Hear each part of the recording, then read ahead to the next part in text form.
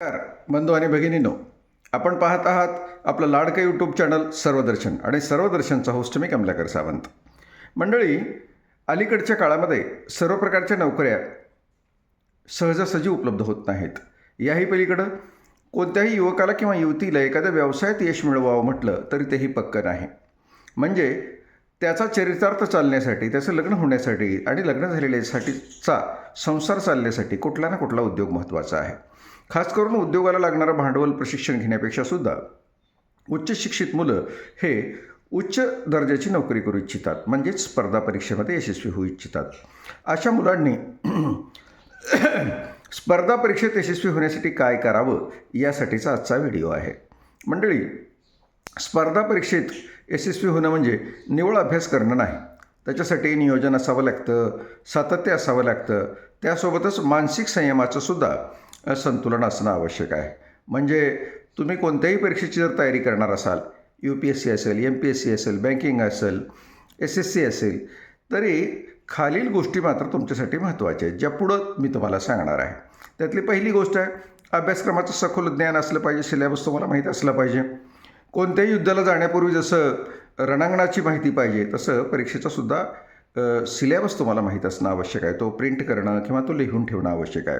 प्रत्येक विषयातील कोणते महत्त्वाचे घटक आहेत महत्त्वाचे ते पण आपण जाणून घेणं आवश्यक आहे.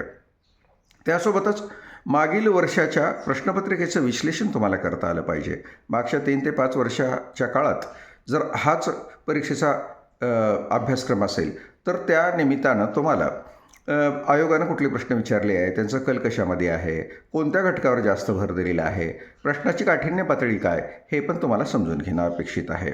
शिवाय मोजकी पण दर्जेदार पुस्तकं वाचणं अपेक्षित आहे. बाजारात पुस्तकाचा ढिगार आहे. कोणतंही स्पर्धा परीक्षेचं पुस्तक घेऊ म्हटलं की तुम्हाला कोणतं पाहिजे असं दुकानदार विचारतो आणि मग आपण गोंधळून जातो. म्हणून नेमक्या पुस्तकाच्या संदर्भात आधी आपलं थोडंफार वाचन झालेलं पाहिजे आणि मग असं पुस्तक खरेदी करताना, म्हणजे तर स्टँडर्ड पुस्तक खरेदी करताना एकदा वाचण्यापेक्षा असे पुस्तक 10 वेळा वाचणे जास्त फायदेशीर ठरतात. किंवा कमी वेळा वाचणार असेल तर टिप्पणी काढणं जास्त वेळा फायद्याचं असेल. शिस्तबद्ध तुमचं वेळापत्रकसुद्धा असलं पाहिजे. समजा दिवसाचं काय, दिवसभरात कोणत्या वेळात तुम्ही अभ्यास करणार आहेत, कधी फिरणार आहेत, कधी इतर कामासाठी वेळ देणार आहेत, आठवड्याचं नियोजन काय तुमचं आणि महिन्याचं उद्दिष्ट काय, हे पण ते स्पष्ट असलं पाहिजे. वेळेच्या नियोजनामध्ये अभ्यासाचं नाही तर झोपीचं सुद्धा नियोजन असलं पाहिजे, व्यायामाचं नियोजन असलं पाहिजे, विश्रांतीचं नियोजन असलं पाहिजे. आणि सातत्याचा जर विचार केला तर दर 10-12 तास अभ्यास करण्यापेक्षा दररोज प्रामाणिकपणे 6 ते 8 तास जरी अभ्यास केला तरी ते महत्त्वाचं ठरू शकतं. याही पलीकडं उजळणी हाच एक यशाचा प्रश्न आहे, अर्थात यशाचा मंत्र आहे. कोणत्याही प्रश्नाचं उत्तर उजळणीनं आपण सहजासहजी देऊ शकतो. मग ती मनातली उजळणी असेल आणि लिखाणाच्या पद्धतीनं सुद्धा असेल. मानवी मेंदू काही गोष्टी लवकर विसरतो, त्यामुळे नियमित उजळणी आवश्यक असते. म्हणजेच रात्री झोपण्यापूर्वी दिवसभर वाचलेल्या भागावर जरा नजर टाकावी आणि मग विश्रांती घ्यावी.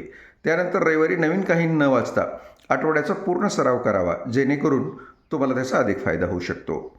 शिवाय सराव चाचण्या यासुद्धा महत्त्वाच्या आहेत, ज्याला आपण मॉक टेस्ट असं म्हणतो. अभ्यास कितीही झाला तरी परीक्षेच्या वेळेत प्रश्न सोडवता येणं कौशल्य आहे. त्यासाठी टेस्ट सिरीज लावा. यामुळे वेळेचे नियोजन जमते आणि चुका सुधारण्याची संधी मिळते. मंडळी, चालू घडामोडीचा जर विचार केला तर त्या सातत्यानं दर्जेदार असं वर्तमानपत्र बघणं, जसं लोकमत्ता, महाराष्ट्र टाइम्स आहे, द हिंदू आहे, आणि चालू घडामोडीचा संबंध मुख्य विषयाशी जोडण्याचा प्रयत्न करा. सकारात्मक मानसिकता आणि आरोग्यसुद्धा बरोबर असलं पाहिजे, स्वयंशिस्त असली पाहिजे. सोशल मीडिया वापर मर्यादित करणं अपेक्षित आहे. आरोग्याच्या बाबतीत जर विचार केला तर सकस आहार घ्या आणि पुरेशी झोप घ्या. शरीर साथ देईल तरच डोकं चालणार आहे. शिवाय आत्मविश्वास ही अत्यंत महत्त्वाचा आहे. मी हे करू शकतो किंवा मी ही करू शकते, हा विश्वास तुमचा कधीच ढळू देऊ नका. एक महत्त्वाची गोष्ट आहे, स्पर्धा परीक्षा म्हणजे एक अगदी मॅरेथॉनसारखा प्रवास आहे.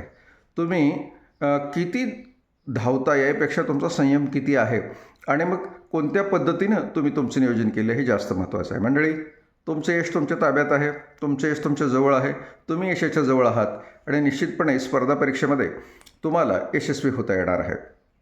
वर सांगितलेल्या सगळ्या टिप्स किंवा याआधी सांगितलेल्या सगळ्या टिप्स तुम्ही वापरा आणि स्पर्धा परीक्षेसाठी तयार राहा.